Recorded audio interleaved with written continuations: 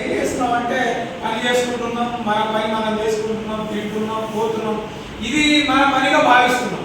కానీ వాస్తవంగా మన పని ఏం తెలుసా? ఈరోజు 2024కు మనం నిజంగా దేశం గర్వించదగ్గ మనుషులుగా, ప్రపంచం గర్వించదగ్గ మనుషులుగా మానవ జాతి బతకాల్సిన అవసరం ఉంది.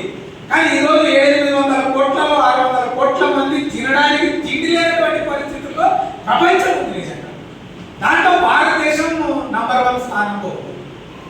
మెజారిటీ ప్రజానికానికి 70-80 కోట్ల మందికి 3 పూటల తిండి కారం పొడి వేసుకుని, ఉల్లిగడ్డ వేసుకుని తినడం కాదు, వైటమిన్స్ తో కూడినటువంటిది. ఏం తింటే మనిషి ఎట్లా ఉంటాడు అనేది మీరు చూడండి. విదేశాల్లో ఉండేవాడు ఎట్లా కంట కలిగి, గురిజాడ చెప్పలేదా? చాలా మంది చెప్పారు కదా, కంట కలిగిన వాడి మనిషి అంటే అట్లా ఉండాలి కదా మనిషి. కానీ ఇట్లా ఉన్నాం మనం. ఇట్లా ఉండడానికి కారణం ఏంటి?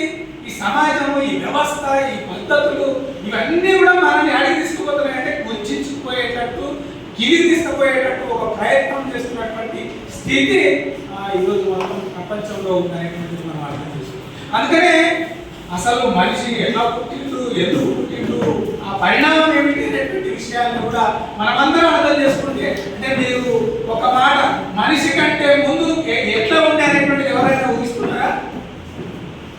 మనిషి ఇప్పుడైతే మనం ఇట్లా ఉన్నాం, ఇంతకంటే ముందు మనం ఏమున్నాం?